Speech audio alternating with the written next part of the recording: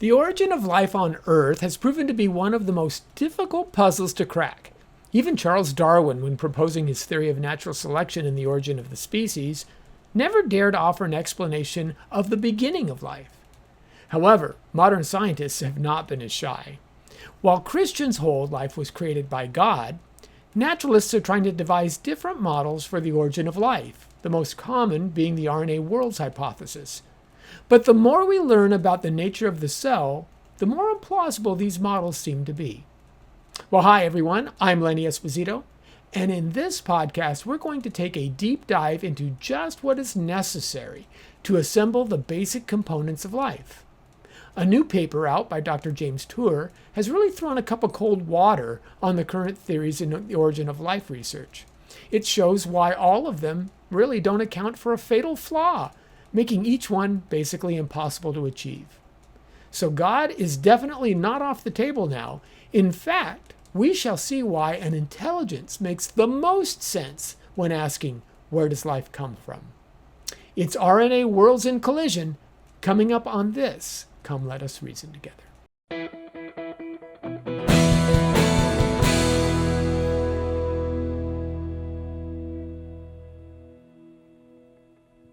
Well, hi everyone. I'm Lenny Esposito of Come Let Us Reason, and today we are delving deep into science and specifically on how we can understand life's origin.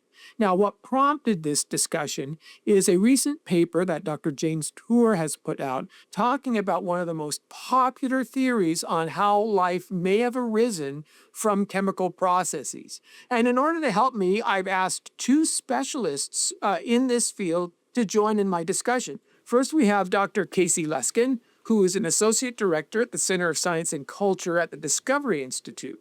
Now, he helps direct the ID 3.0 research program and assists and defends scientists and educators and students to defend ideas of intelligent design and the scientific debate over Darwinian evolution.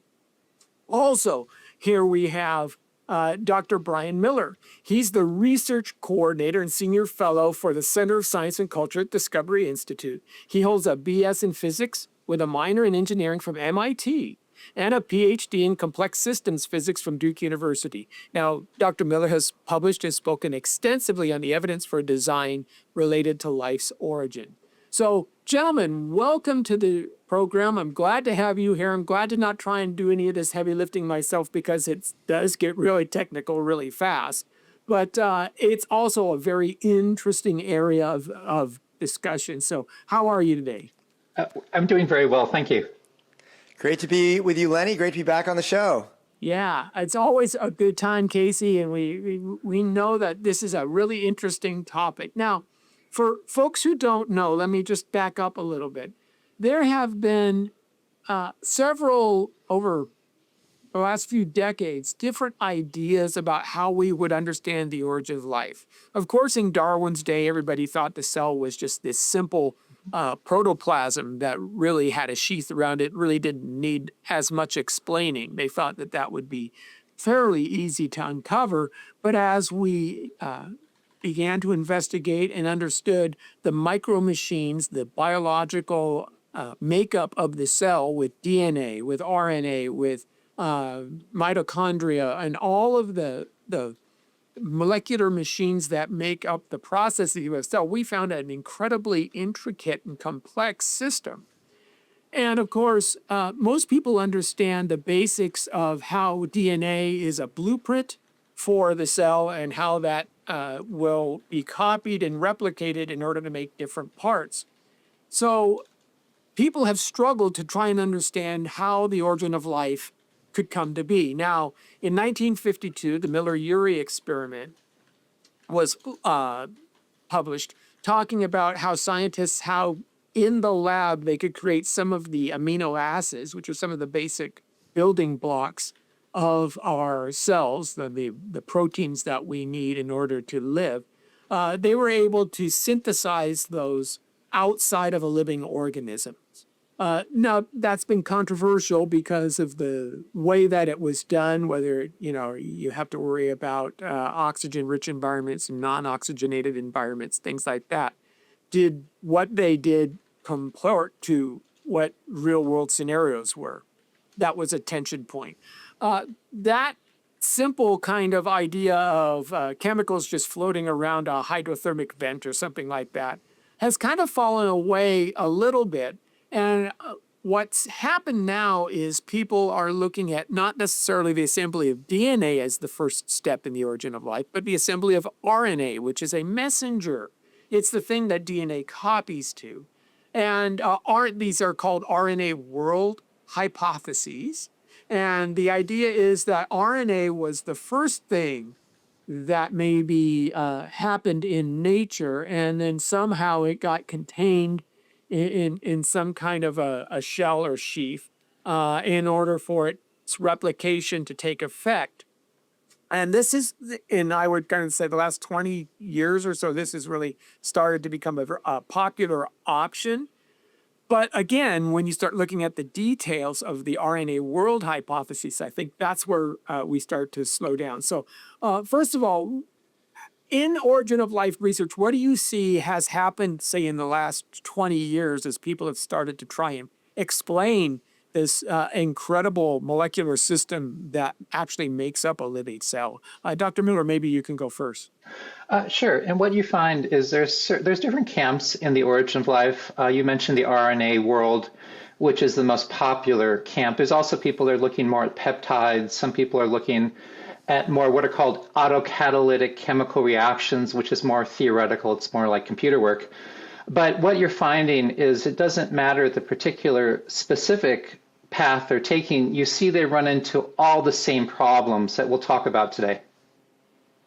Okay, and Casey, what else has happened on a kind of a 30,000-foot view as scientists have struggled in trying to move from one model to another? It's because there's really a really hard dividing line. We can once we see kind of cellular replication happen, we can understand that. We can do genome sequencing, for example. We've got that part, but it's been really tough to actually create anything like an assembly line to put these things together in its formative state. Is that correct?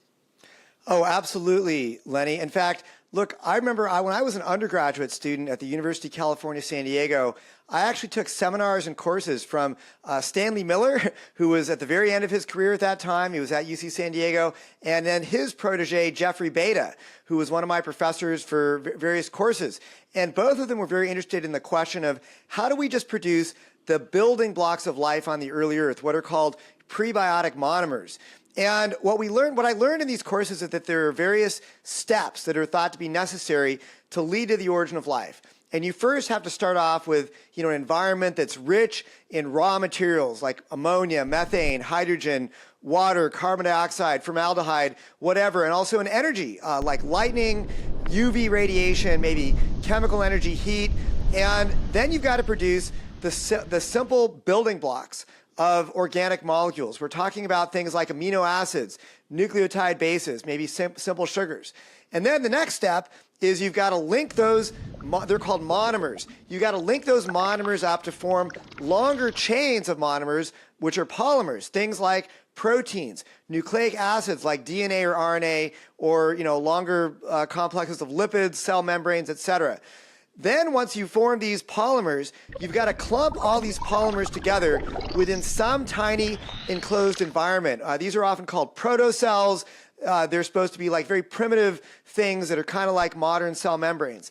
And then somehow once you get all these polymers compartmentalized together in this protocell, somehow you've got to get a self-replicating system or a self-replicating molecule. As Brian said, it could be the RNA world or some autocatalytic metabolic network of molecules, but you've got to get some self-replicating molecule or system going inside of these protocells. And then finally, once that goes, in theory, you've got the origin of life has officially started once you get replication, and then you're supposed to take it all the way through basically Darwinian evolution to evolve all the complex molecular machinery and biochemical pathways that we see in modern cells. Okay, so there's all these steps that are thought to be necessary for the origin of life. I remember being taught about this when I was in school.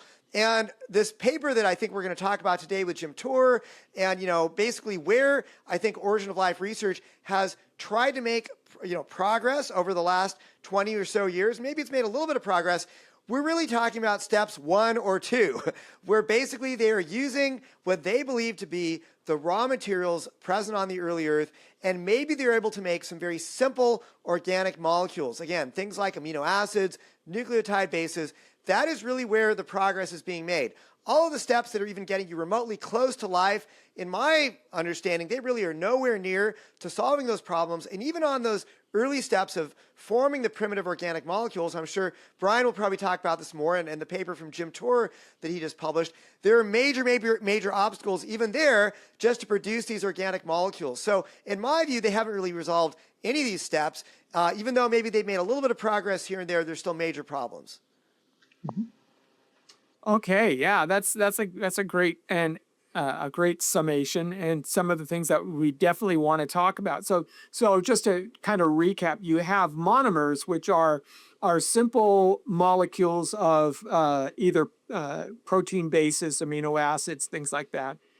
Then you have also dimers, right? You have where these monomers come in kind of a two pack, and because dimers exist in nature, we can see just how one molecule and another molecule stick together, as well as what happens when they break apart. Because I always tell people, you also have to think about the N+1 theory. And the N+1 theory is if these two things can glue together via nature, then it is possible that nature can break them apart. And really, the paper that we're talking about, it deals with the second half of that. It's not enough to say we can create a chain of 2 or 3 or 10 or however many of these molecules in order to start building a DNA chain or a protein. You also have to worry about what happens when they break apart, or how long will they stick together before they break apart. And this is part of the issue that we're teasing out. And what Dr. Torr has done in his papers, he's starting to show, look, if this is happening in water, if this is happening through hydraulic methods, then we can measure what the break apart rate is versus what the assembly rate is. And to me, when I was reading the paper, it reminded me of an old a Fritz Freeling, Bugs Bunny type Warner Brothers cartoon, where you have the one guy who's laying the bricks, and there's a guy coming along behind him taking the bricks off of the wall in order to put them on the tray so that the first guy can take them off the tray and put them onto the wall again. And it seems like you're just going around in a circle and never accomplishing anything. Actually, Torr's paper says it's much worse than that, because the rate that they take off is like 7, 10, 100 times faster than they're put together. And that's a little bit about what we're talking about in this process. So Brian, why don't you tell me a little bit more about the RNA worlds hypothesis? Tell me why it's so attractive first. Why do people lean upon it? And then where are the problems with this issue that the Torr paper raises? Sure. So what happens is, when you're dealing with the origin of life, as Casey talked about, there's several issues you have to deal with. One is you have to create something that can drive specific chemical reactions. And that's the difficulty, because in life you want the right reactions and you don't want the wrong reactions. And that's not going to happen with normal chemistry. So you've got to have something that'll force the right reactions. And in modern cells, those are enzymes, those are proteins. Well, in the RNA world, the idea is that you have RNA. And for those who aren't familiar with RNA, what happens is it represents one of the most fundamental building blocks of life. For life, you have proteins, which are the machinery of cells. You've got DNA, which encodes the information. That's what's holding all that information you need to create life. And RNA in modern cells, what it does is it kind of copies the information from DNA, and then it takes it to a machine to turn that into protein. So RNA is kind of this intermediate. But what's nice about RNA, according to origin of life researchers, is this RNA can serve two functions. It can hold information, which is what you need for life, but it can also fold into these complex molecules that can drive chemical reactions. So it's sort of a 2-for-1 deal that you have this molecule that can do both. Also, what a lot of people like is if you look at things like ribosomes, they have RNA in them. So people say that we see these very common structures throughout cells that have RNA, which suggests that maybe the earliest cells were primarily RNA. That's why it's attractive. Now, as far as the problems, I like to think about the challenges generically. Like, I prefer not to say, well, in this specific example, we have issues here. This specific example, we have issues here. And that's really helpful. James Tour does that beautifully. Casey's done that. But I want to think about it from a physics perspective. What are the problems with every scenario? Scenarios that people thought about today, or scenarios they might think about in 10 or 15 years? And in every scenario, you see the same problem. If you take chemicals on the early Earth, whatever gases you care to imagine, it doesn't matter if it's reducing or non-reducing, it doesn't matter. You take whatever chemicals you want, you take whatever energy source you want. It could be lightning, it could be radiation, it could be the sun, whatever you imagine. And what do you get? You always get very complex mixtures of chemicals that are organic if you start with organic compounds. This is the problem with every scenario. So yes, the Miller-Urey experiment, some other experiment may produce some glycine or some amino acids here or there. Maybe the foremost reaction can produce some ribose, which is the sugar in a nucleotide, and a nucleotide is the building block of RNA. But the problem is you always have them with lots of other molecules. And the molecules useful for life are in the minority. So the problem is, whatever scenario you care to come up with, the chances that a molecule that's useful for life will almost always bind to a molecule that's not useful for life before it binds to another molecule that you need. So the problem is the odds of getting a long chain of amino acids for a protein or a long chain of nucleotides for an RNA molecule are very, very small. And they get smaller the longer the molecules. So if you want a protein that will do anything useful, it's going to have to be over 100 amino acids and most likely over 200 if it's going to do something very useful. And the same is true with nucleotides. But the odds of getting molecules that long are essentially zero. That's the first problem. The second problem is that if it's going to do anything useful, you've got to have amino acids in the right order. The same way you have letters in a sentence, you've got to have the right amino acids in the right order, or the right nucleotides in the right order for RNA for it to fold into the right shape to do something useful. But the probability of that happening, even if the world was covered with random change, is exceptionally small. And then, of course, the next problem is what James Tour talked about. Because if you have a molecule, and let's imagine it's a useful molecule, it's going to break apart very fast. So a 200 amino acid molecule will break apart in a couple of weeks, and a 200 nucleotide molecule or an RNA of a reasonable size will break apart in half a day. And the challenge is they break apart so quickly that in order for them to do in order for them to do something useful, you need many, many copies of it. Because you have to have lots of copies of these molecules so it does whatever it does that you need it to do fast enough so that it doesn't break apart faster than it builds itself. And that's the challenge. So in the RNA world, for instance, if you had, let's say, 1 milliliter of water, you would need millions, at least, probably far, far more, but at least millions of copies of RNA with nucleotides in the right order that copy themselves, which is extremely unlikely, in order for the rate at which they copy themselves to outpace the rate in which they break down. So the math indicates that every origin of life scenario faces this probabilistic challenge that you can never get enough of the right stuff in a small space to do what it does fast enough to outpace the rate at which it breaks apart. That's the challenge that Tor identified. Yeah, so, and just for folks who may not know, you're talking about having millions of copies in a space, a volume of water that's less than half an inch cubed, half an Yeah. inch by half an inch by half an inch, which is just so, and having millions of those show up all at the same time in the same space randomly. Now you had mentioned that putting these strings together and the way they bind amino acids, you have life-giving and non-life-giving. There's also an interesting idea, and the terminology for it is what they call homochirality, where you have these sugars as well as these nucleotides. The nucleotides come in like a left and a right version, the way gloves would, right? So if you look at your hands, they're reflective of one another. You both have thumbs and fingers, but the thumbs are on the outside, and you can't put a left-handed glove on a right hand, and you can't put a right-handed glove on the left hand. And so these molecules are built the same way, where they're reflections of one another.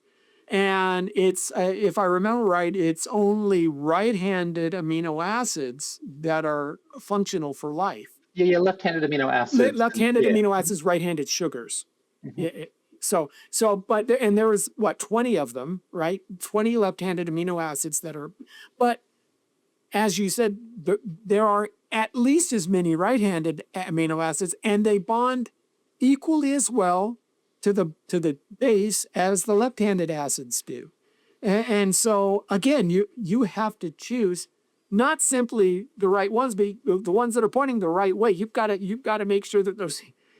Again, imagine throwing a deck of cards into a pool and saying all of the black ones are going to stick together. That's what you're asking it to do. So at that point, we're talking about a law of probability that's just kind of outrageous, especially when there's no confining feature yet for those items to stick together, right? We're talking about free-floating chemicals at this point. They're not yet contained in any kind of cellular structure. So that's one aspect of this that you're highlighting. Well, Brian and Lenny, you guys have both raised some serious problems for forming these monomers and linking them up into polymer chains. But Lenny, you just mentioned throwing them all into a pool. This actually raises a huge obstacle for forming long chains of monomers and forming these polymers on the early Earth. It's the problem of polymerization, okay? And this is something that doesn't get talked about enough, but I think that it's really, really important to bring out, okay?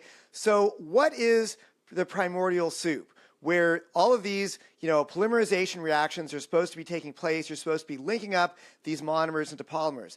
It's basically an aqueous solution, right? It's a water-based environment, liquid water-based environment.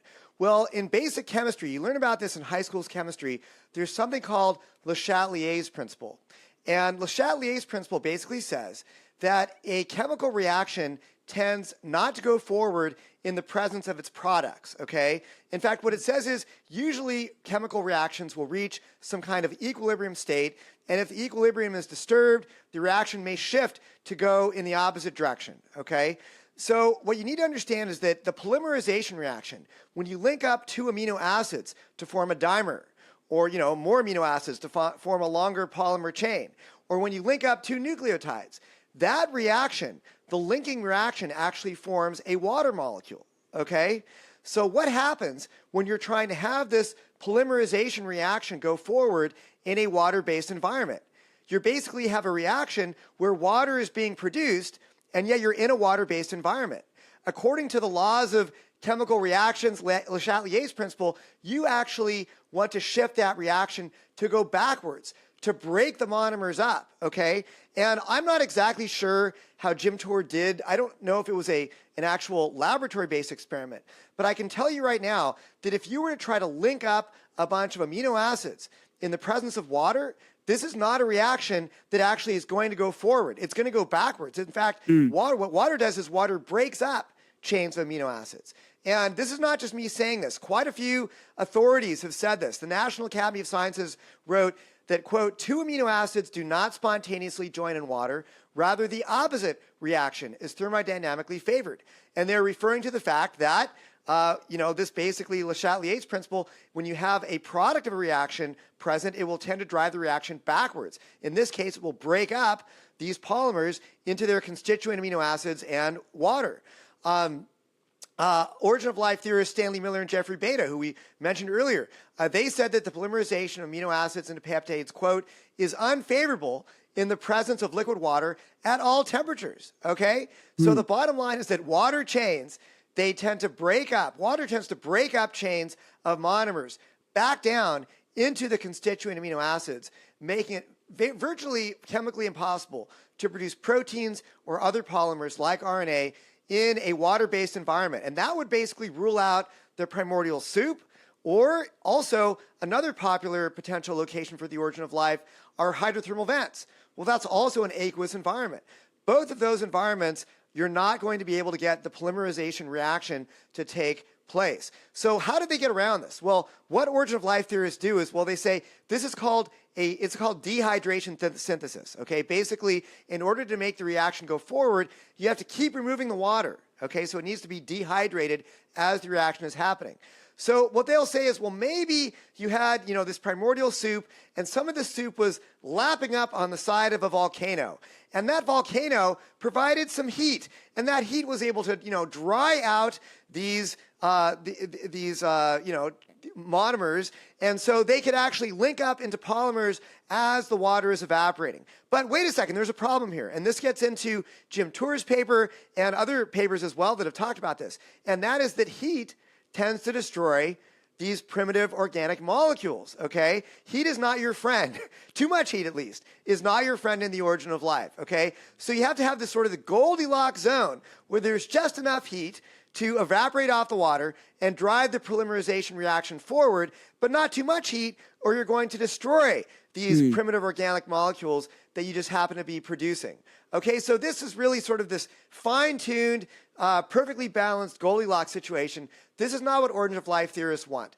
In fact, there was a paper by Stanley Miller and Matthew Levy back in the late 1990s, published in Proceedings of the National Academy of Sciences, titled The Stability of RNA Bases.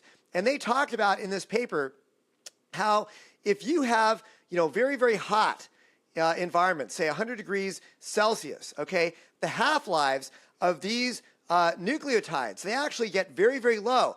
Adenine and guanine, their half-lives go down to 1 year. The half-life of uracil is 12 years, and the half-life of cytosine is just 19 days. So when you have a hot environment that's going to boil off the water, you are literally killing these organic molecules. I don't think that Jim Tour, he didn't really take temperature into account. At least he said it was under normal conditions or something like that. I'm not sure exactly what that meant in his paper. But if you have environments where you have a lot of heat, then the half-lives of these molecules is going to go down even more. Right now, I'm just talking about the half-lives of just, the monomers, these constituent nucleotides in this case. But, this applies across the board to any organic molecules. Okay, well, yeah, let's talk about this a little bit, because it becomes easy when you just start to bring out the problems for people to think that there is no way around this, or there is no theories that, and at least when we talk about researchers, these guys have PhDs, they know chemistry. So for example, Jeremy England and Sarah Walker have offered certain arguments that shows that chemistry can move forward. Like, Brian, maybe you can explain what their position is and how they're arguing assembly theory or things like that. Yeah. Sure, And so you can put that together to see what the first argument is. This is their side, and then we'll come back and say, well, now let's look at this proposition critically. Sure, and I want to just mention a few more things just to build on Casey's comments, just to sort of set the stage for what I'm about to say. One is people think about timescales. Now say, well, yeah, maybe it takes a long time for these things to build up, but we've got 1 billion years or whatever. But I think it's important to realize that the timescale problem is far greater than most people realize, and almost no one talks about this. Because let's, for argument's sake, say that you have just a liter of water, that's just a very small amount of water, and you have your perfect protein, and now you have a cell that's just ready to go. All it needs is to make contact with that perfect protein. Well, if you look at diffusion limiting rate reactions, what happens, it could take 100,000 years or maybe 10,000 years for this protein to even make contact with the cell in a liter of water, 10,000 years. But again, it breaks down in a few weeks. So you're starting to see the problem that the timescales are very problematic in terms of localizing the issues, and nobody deals with that. The same thing, Casey mentioned this idea of you've got this pool of water, it dehydrates, and then it fills up again, then it dehydrates again. But that takes time. If you want to build up a long chain, even in the most fantastically unrealistic settings, the time it takes to build this chain is going to take longer than it takes the chain to break apart in the middle of the cycle when you've got water again, because you have to have water. This is the issue. Also, I want to mention, you asked the question, well, what are these researchers doing? I mean, what do they do all with these millions of dollars? And what happens, typical RNA research, is you have a very controlled experiment where you buy these chemicals from a factory. So you put in high concentrations of amino acids that are the right chirality, the left-handed amino acids. You have perfect conditions. You typically throw in some other chemicals to help it out. And because of the intelligent agency that's involved, because of the information in the protocols, they force two amino acids to link together, or maybe they make a small chain, or maybe they push some reaction in the right direction. That's important. Remember, I like to talk in generalities, that every origin of life experiment that claims to make progress does so because of the ingenuity of the chemists that are involved. That's a key point. Now, if you talk about people like Jeremy in England and Sarah Walker, they would be a couple of leading figures and Lee Cronin in this conversation. And I had a beautiful exchange with Jeremy England. He's a very good scientist, a very gracious man, and he's done great research. He was at MIT and then went to Georgia Tech. And he deals with these systems that are driven far from equilibrium.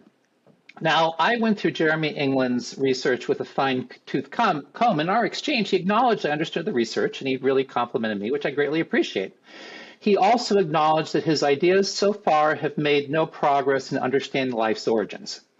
So Jeremy England, what he does is experiments, is he takes a system driven far from equilibrium. So for instance, he has this simulation of molecules and he drives it with and he models the molecules of having springs between them, and he drives it with a force that basically pulls these springs back and forth. And what happens is the system will self-organize in such a way that certain frequencies have a greater effect than others. That's the idea of self-organization. Jeremy England has also referenced research where you might have, let's say, this speaker that produces sounds of a particular frequency, and then there's these beads in a chamber, and then the beads will resonate in such a way that they'll allow some frequencies through and other frequencies won't go through. This is the key. Why is that relevant? Because every experiment that shows self-organization that's interesting is because of the design of the experiment. People use an energy source that's carefully designed to interact with the system in a specific way to produce an interesting pattern. That's key. So Jeremy England's work is interesting, it's great work, but it has absolutely nothing to do with the origin of life, and he acknowledges that. What happens when you go to the origin of life is a very different situation. What happens in the origin of life is the energy sources on the early Earth do not match anything you want to do to create life. That's the problem.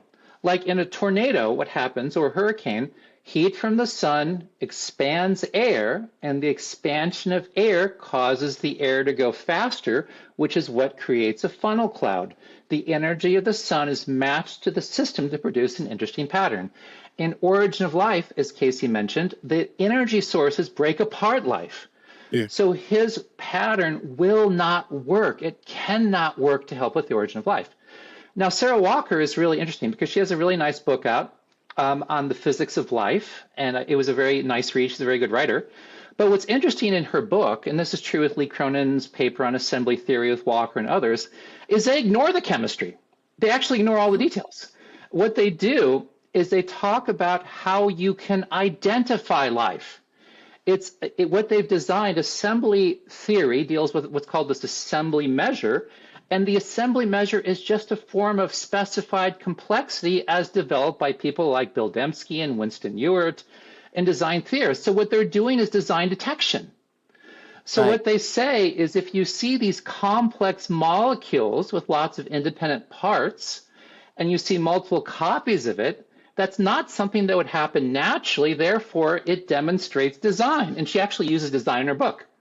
But what she says, the design isn't done by a designer, it's done by natural selection. So what you see with all these researchers, and this includes people like Michael Russell, is they invoke natural selection like a demigod. like a demiurge. It's this agent that can do anything. Even talks about, they even talk about how it puts Right. all the pieces together in the right way. But the problem is there's no natural selection. I hate the term to begin with, but we won't get into that, without something reproducing. Right. But you're not going to get something reproducing until you start with lots and lots of information. This is the challenge. Yeah. So a couple of things here I want to bring out. First of all, is the inherent injection of what I would guess I would call corruption of intelligence Mhm. in origin of life research. It reminds me very much of the old adage, and we've all heard this. A lot of times we hear this in origin of life research, is, give enough monkeys enough typewriters, and sooner or later you get a Shakespearean sonnet or something like that. Now, one sociologist wanted to try this. One scientist guy wanted, so he went to a local chimpanzee habitat, got permission, and put 22 computers in with these chimpanzees. Have you heard of this? I heard of This this. Yeah, yeah. this was fascinating. But you see, what happened was something that the researchers didn't expect, because we are trained as human beings. We naturally go to a computer, see a keyboard, and we type. That's not what they did. The chimps would grab the keyboard, they'd bang each other over the head with it. One chimp just urinated on the system. They did, some of them pressed letters. We got 3.5 pages of the letter S. They never bothered to move to another key. But you see, this idea, it's easy to say, well, enough chimps on enough typewriters, but you're making so many assumptions that they're going to know how to use the typewriter the way human beings use the typewriter. That's the intelligence portion.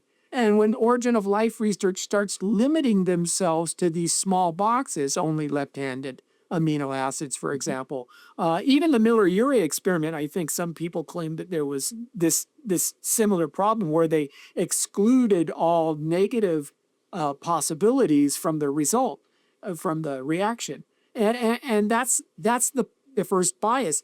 In nature, that doesn't work. You have to be wide open for it to be truly random and non tainted by kind of human intelligence. So I think that's a big portion. Another interesting portion was something that I noticed that David Berlinski had written about, where he starts talking about RNA worlds and how RNA replicates, duplicates the genetic message in DNA, right?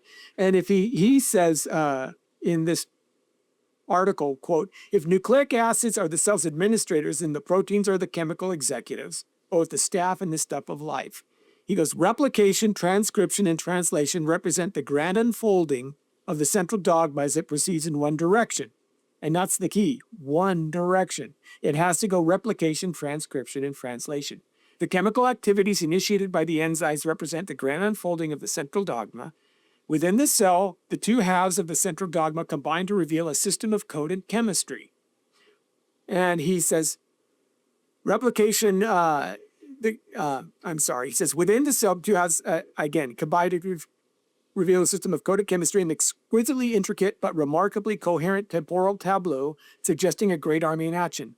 From these considerations, a familiar figure now emerges, the figure of a chicken and an egg. Replication, translation, transcription, and translation are all under the control of various enzymes. But the enzymes are proteins, and these particular proteins are specified by the cell's nucleic acid. Well, DNA requires the enzymes in order to undertake the work of replication, transcription, and translation, and the enzymes require DNA in order to initiate it. Therefore, the nucleic acids and the proteins are thus profoundly coordinated. And the problem is, how do you get one without the other? How do you start and how do you continue if you only have one side of that coin? Which I think is a really interesting point that he's offering here. So even if you get a chain, by itself, it's one half of the system, and it can't do it. It can't, like you say, jump to life. If what Walker's trying to do is identify life, then how do you continue that process if you don't have the other half? Mm-hmm. So, how in James Tour's paper, and again, his paper is focused primarily on the breakdown Am I correct of how quickly the cells will break down? Now, is this new data? Is this something that was kind of understood, but maybe not proven to this specific degree, or has he just come up with new times tables to show the rate of decay? And tell me what this paper does that makes it kind of unique. Yeah, well, one thing that's nice is they used several different approaches to estimating these half-lives. So they used a statistical mechanics approach, they used a thermodynamics approach, and they just used a level of rigor which is not typical. Because very often in origin of life research, they focus on the plus side, like, we're able to combine two amino acids. Most people don't emphasize the negative side. And then they also just gave clear numbers for clear examples. So you have like the 200 amino acid protein, which would break down in a few weeks. And then they used a 600 nucleotide RNA, which is said would break down in like 4 hours. So what they did wasn't remarkably new, but what they did it with a level of rigor, and they emphasized and put the problem front and center, which was extremely helpful, saying this is an issue you have to deal with, instead of having it like buried in the supplemental materials where no one's going to read it. This was a difference, both in the rigor and in putting it front and center. Okay, great. A side point that I want to bring up, because I've heard these kinds of objections before when people start talking about this, when people start talking about evolution, a lot of them will dismiss this discussion as being germane to evolution. They'll say evolution is separate from abiogenesis. And what you're talking about is abiogenesis, so that has no bearing on evolution. Why are you even bringing it up? However, the National Academy of Sciences had put out a book on, life's origin and development, and they talk about chemical evolution as origin of life. So, Casey, do you think that origin of life should be a completely separate topic from evolution, or is there something that is common to both ideas that would drive our science in understanding both? Yeah, so I think you can find the term chemical evolution fairly common in the scientific literature. I think that people who are trying to claim that the origin of life isn't part of the overall evolutionary story, that's just not credible, because the term chemical evolution is extremely commonly used in the mainstream technical literature. But what they're referring to there is basically, how do you get the first life? Basically, in their view, once you get the first life, they would define that as the origin of replication. And once you get replication, then they would argue that Darwinian evolution can take over, because you get variation, you get differential reproduction and survival, and then those that are better able to make copies, they make more copies, and then that's a different form of evolution. And that would be what I would call biological evolution. Once you get the first life, and according to them, Darwinian evolution can start operating, then you would have a different type of evolution called biological evolution. So it's important to understand, though, that for chemical evolution, prior to the origin of replication, you cannot rely upon natural selection to improve your system. You cannot say, oh, those that are better able to survive and reproducing will tend to do so, and that will lead to, more efficient replicators or more complex replicators or whatever you might say, all right? Because there is no replication prior to the origin of life. So that's a problem for origin of life theorists. All they have for the chemical evolution part of the evolutionary story is basically blind chemical reactions and chance, okay? That's all they got. Got chemistry, physics, and chance. They don't have any biological systems officially operating, replicating to give you that Darwinian process yet. So I would say that, building complex features prior to the origin of life is actually, as hard as it is for Darwinian evolution to build something like a complex molecular machine, it's even worse for chemical evolution, because they don't even have natural selection to rely on yet. All they have is blind chance, chemical and physics-based processes, okay? So this is a real problem. Now, you can see behind me, I've got all these biology textbooks, okay? And I've read a lot of these, but even the ones I haven't read, they all kind of say the same thing. And guess how they treat this subject, okay? They've got their evolution unit. It's got Darwinian evolution. It's got, the Galapagos finches. It's got, all the famous icons of evolution, et cetera, et cetera. Peppered moth. Peppered moth, yeah. But guess what usually comes at the beginning of the evolution unit? The origin of life, okay? So these textbooks put them together. Now, I grant that the origin of life doesn't have the same mechanisms. And Darwin, when he wrote Origin of Species, he was not talking about the origin of life. He was talking about natural selection, how it can drive diversification and give you new species, in his view at least. So I grant that, there is a difference there. But, when you look at how it's taught to students, and certainly in the technical literature, the term chemical evolution being everywhere, it's considered to be part of the grand evolutionary story. Well, yeah, so I agree with that. I think that's an important point, but I do know that I hear it from naysayers who because it's such a difficult topic, they want to avoid it. Yeah. And of course, you're also at that point simply prompting your question. It's like, well, if you need a designer to begin life, then what's the problem with that designer designing life in its complexity to begin with? So right, in other words, yeah, the bullet could have lodged in your heart naturally, but usually you need a gun. And if there's a gun, then we don't need to have all the theories about how a bullet could lodge in the heart naturally, that kind of idea. Yeah, well, you and Brian were talking about information, and Brian mentioned, I think that really does hit the nail on the head of the core issue here. And I think for intelligent design, information is key. You need information to build the first cell. Information was what gives us those molecular machines that can interpret the information in the DNA. So you need machines to basically build the machines that are encoded in the DNA, but it's all driven by information. And then once you get life, to build new complex features like body plans, or to go from, say, a prokaryotic cell to a eukaryotic cell, all of those require quantum leaps of large amounts of new forms of information, okay? So information really is the thorn in the side of both types of evolution. Both chemical evolution and biological evolution struggle to account for the origin of new information. I wanted to ask you, Lenny, that quote that you read about, getting the DNA system and all that, Yeah. who was that quote from? That's David Berlinski. Okay. He wrote it in on the papers on the origin of life in the nature of nature, examining the role of naturalism in science, which was edited by Bruce L. Gordon and William Dembski. Sure. So that was a great quote. But for some people who want to dismiss, David Berlinski, he's works with Discovery Institute, or I don't know if he would officially endorse ID, but he's not against it, whatever. Consider this quote here that I think is saying a very similar thing. This is by Venki, forgive me if I mispronounce this, Ramakrishnan. He is former president of the Royal Society. Okay, so he's a Nobel Prize winning scientist. He's a Nobel laureate. He wrote a book titled Gene Machine, The Race to Decipher the Secrets of the Ribosome. This came out just a couple years ago in 2023, published by Basic Books. He says, how life began is one of the great remaining mysteries of biology.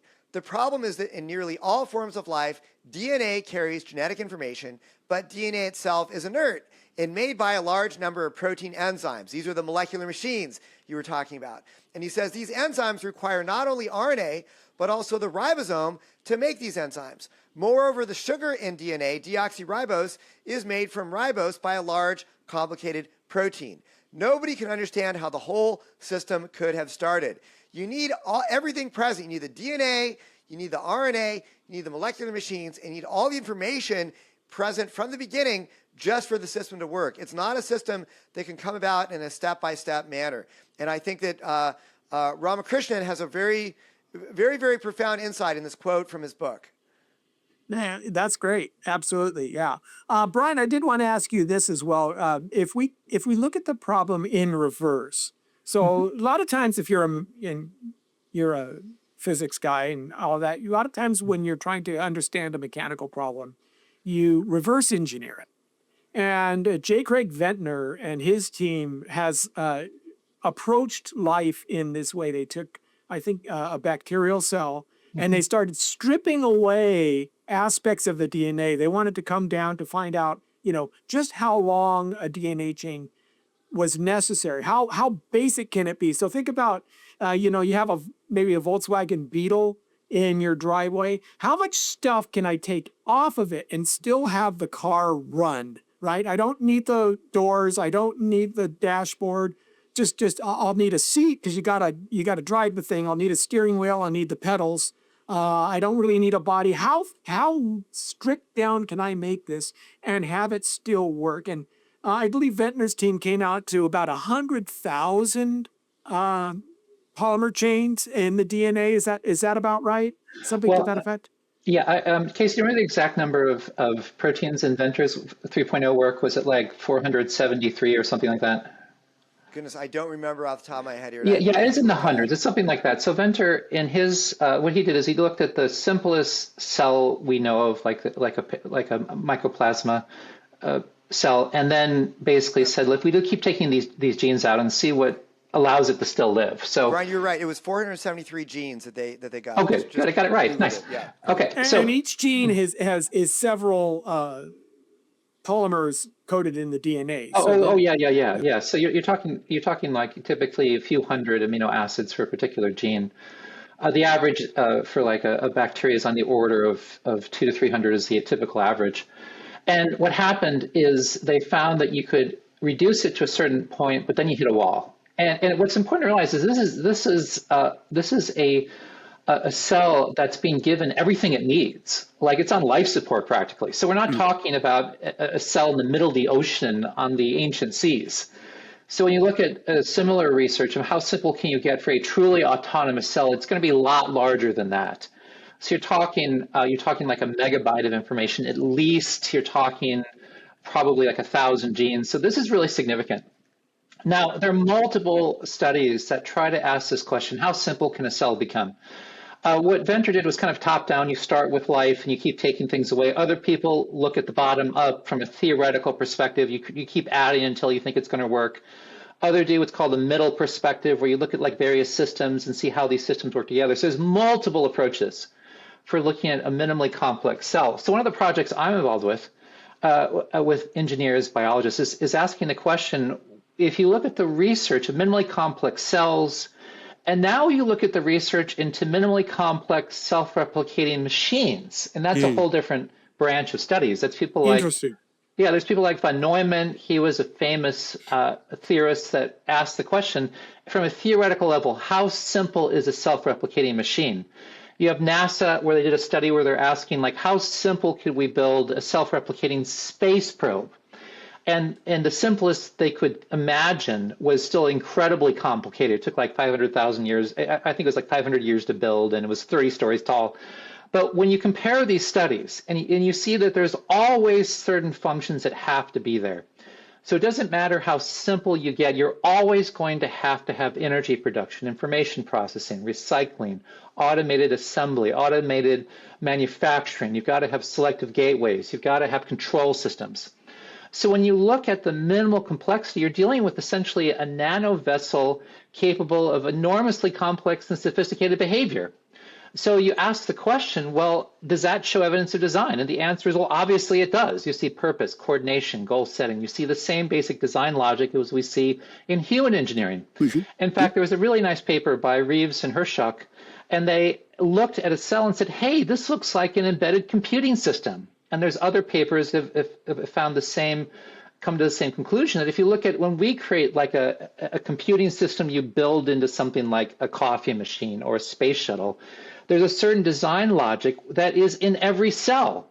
So what we're seeing is clear evidence of not just design, but design that mimics human engineering, only at a far more sophisticated level. So both you have on the negative side extremely compelling evidence that it's a theoretical impossibility for life to originate through an undirected process. But on the positive side, you see enormously clear evidence of design that really clinches the argument in my mind. Yeah, matter of fact, one of the more interesting aspects of Ventnor's work was when they created that, synthetic cell, so to speak, that one of the things they did was they added their names and email addresses to the DNA chain. Oh, yeah, yeah, yeah. And you should stop right there and say, well, oh, if you can do that, then this is obviously a messaging system, because they offered a prize. If I remember right, they offered a prize for anybody who sequenced the DNA of that organism and then found the right email address. The first guy who sent it in got something or something to that effect. But it's clearly intelligence, because it's clearly a communicative point of, and messaging systems need to have at least 2 points of agreement. Any messaging system, be it, if you're going to, letters have to stand for sounds and combinations of letters have to stand for words, and you agree upon that ahead of time. If I'm German, I may be saying Liebe means affection, but if I'm English, I'm going to say love. If I'm in the Navy and want to use semaphore, it's a specific combination of flag positions, right? But we agree upon that ahead of time, and that's what makes information work. The concept is prior to the delivery system. And you have to ask, in this whole entire idea of DNA replication, where's the agreement? How does that actually work? Who's signing off on saying this set of amino acids means create this protein? And it's again, from that large level, that's always going to be a difficulty. I don't see how the origin of life from a naturalistic perspective can breach. So just something that I've noticed. Any other thoughts on where the origin of life research is heading? Do you think Tour's paper is going to at least call out some of these things if assembly theory isn't dealing at all with the chemistry? Does this basically make that a moot point in that book? It's like, well, how can you even talk about this when we have this problem? Until you solve this problem, you can't get started. You can't assemble things if the things you want to assemble are breaking down. I mean, this is just like so early in those steps for the origin of life. You don't even get the parts and the components that you need to assemble into a cell. And so I think that Jim Tour's paper is kind of, pulling the rug out from under origin of life theory by saying, look, you can't even make the basic components, the basic monomers or polymers that you need in order to form life. So this is very important research, and I think it really hits at a key issue. And unfortunately, people will largely ignore it for a few more years. In fact, there's a beautiful video. I don't know if you're familiar with Sabine Hassenfelder, but she's a physicist that does some very interesting and thoughtful videos. And she really did a video fairly recently on the problems with science and this game where you're pressured to publish. And many scientists feel this need to publish. So they go through this hamster wheel of doing whatever they can do to publish papers. And then if they have time left, they'll do something they find useful and interesting. It was really fascinating. But the problem with the origin of life research is it's sort of a cottage industry where you have these individuals that do these experiments, and then who will review their papers? Other people in the cottage industry that have the same academic standards. So the problem is they all kind of know these issues are there. They all kind of know they're really not solving the real problems. In fact, some people like Lee Cronin has called this out. You see this occasionally where someone will get really frustrated and say, hey, guys, we're not really looking at the real problems, usually when they've had too much to drink. But the challenge is what will happen is people will ignore this for a few more years. But the hope is that the next generation of scientists will step beyond these materialist blinders and say, let's look at science from a broader philosophical perspective, and let's look at where the evidence is actually pointing. And researchers that do that will say, hey, we can make progress understanding life if we apply engineering principles, if we look at the top-down design. That's what's going to make progress. That's what's going to actually help people. So the hope isn't that the old guard whose paychecks depend on publishing papers is going to say, oh gosh, James Tour is right. We've been misled. That's not going to happen. But the hope is that the next generation will say, let's actually take the field in a productive direction that yields useful results that helps to expand our science. That's our hope, and that's why we train scientists for the next generation. Yeah, so, and this is nothing that's unique, say, to either intelligent design community or anything else. Thomas Kuhn, in his Structure of Scientific Revolutions, uh, coined the term paradigm shift just because of this. He says you Yeah, get the yeah, old guard, and this is what they've known. This is their livelihood, right? 20 years they've invested their life into this. For them to just give up their preferred ideas and just jettison everything is highly unlikely. Usually, what happens is there's some errata, there's some data that doesn't quite match what the theory should hold, and you can ignore it for only so long until the exceptions to the theory become overwhelming and become so dominant that somebody says we have to answer this. And so then they come up with a new theory that would have to take into account all of the exceptions to the rule, and the new generation of scientists. You have to wait for the old guard to kind of die off before this new guard comes in and starts using that one, and then the whole cycle starts again, which is an interesting aspect of how science is done. Again, we just want to disabuse people of the idea that science just every scientist is always following the evidence wherever it leads. Scientists are people. I tell people science doesn't tell us anything. Science is a methodology. So science doesn't give us answers. Scientists do. And they've interpreted the data into a specific way, and that's why we got to be very careful, because as when you enter the human element, can be as biased, they can be as non-objective, and they can be as passionate, and even not intentional. I'm not saying they're intentionally biased, but they can be easily as misled because of their background and because of their focus as anything else. And given that science today is so specified, people are 30 miles deep, but only an inch wide. They rely so much on what they've heard from other people who's also 30 miles deep and only an inch wide. And these common assumptions start to circulate because nobody cross-references all of these different assumptions together and say, hey, does this make sense across all these domains? So I think that's a big aspect of why these kinds of problems continue to fester. So, all right, guys. Well, any last thoughts before we close?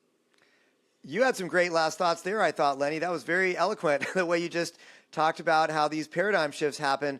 And I'll just add this, that, here at Discovery, we are also very much wanting to see, intelligent design developed as an alternative scientific paradigm that can explain the data better. You're not going to have a paradigm shift if you don't have a paradigm, and we are developing a paradigm shift. Brian talked about developing a model that can look at engineering and biology. We are working very hard at that. We just had a conference here in Seattle a couple weeks ago called the Conference on Engineering and Living Systems, where we brought biologists and engineers together to look at how life is engineered. And in fact, not to toot our horn or anything here, but if you look down at the end of Jim Tour's paper in the acknowledgments, it says that the Discovery Institute supported this paper. And, I want to say that Jim is fine with us saying that. And we were very, very proud to support really solid research like this. This is looking at important questions in the origin of life that, frankly, other people should be asking but are not. And so I think that this is the kind of research that needs to be done to keep science on track. And we're really, really grateful and excited about the work that Jim Tour is doing, and hope he continues to do it. And also, I wanted to say this to those out there that may be watching, and you've had the doubts that we've talked about. You've had the sense that there's something wrong with this materialist view of the world, but you've been scared to talk about it because you know that it would threaten your career. Know that we are networked with hundreds of scientists, and those are just the people we know that we've worked with, have talked with us. Many of our scholars talk about how biologists or chemists will come to them and say, hey, I kind of know you're right, but please don't tell anybody that I believe this because it could threaten my career. So just know that you're not alone, and we're here to support you. So just contact the Discovery Institute, and we've got programs, we have conferences, and we really honor confidentiality. So just know that you're not alone, and we're here to support you. As the Ghostbusters said, we're ready to believe you. Yeah. Exactly. Okay. Well, I'll put a link to the contact form in the Discovery Institute in the description of the video below as well, so that people who want to can can do so. I'm just, like I said, fascinated by the paper. And again, as it starts to bump up against some of these other theories on the origin of life, I'm really interested to see how they interact. It reminds me of the old Seinfeld episode where worlds are colliding. Now, what I'm seeing is RNA worlds are colliding. And when worlds collide, of course, they all blow up, as the episode so clearly showed. And that is going to, it is an answer. It is begging for an answer. It is a problem that isn't going to be easily overcome. And as I said at the beginning, the more we dig into how the specifics of life work, how the process of replication and transcription, are executed, the problem of originating that from anything other than an intelligence just becomes more and more remote. So, gentlemen, thank you so much. Casey, Brian, appreciated the time. And until next time, we'll talk then. Thank you. It's been a pleasure. Yeah. Thank you.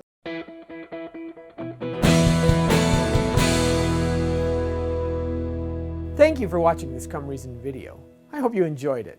If you'd like to see more videos like these, consider subscribing to our Come Reason YouTube channel by clicking on the subscribe button. And you can follow us on social media. Lastly, if you'd like to help keep these kinds of videos free, consider providing a donation by clicking on the donation button beside me. Thank you.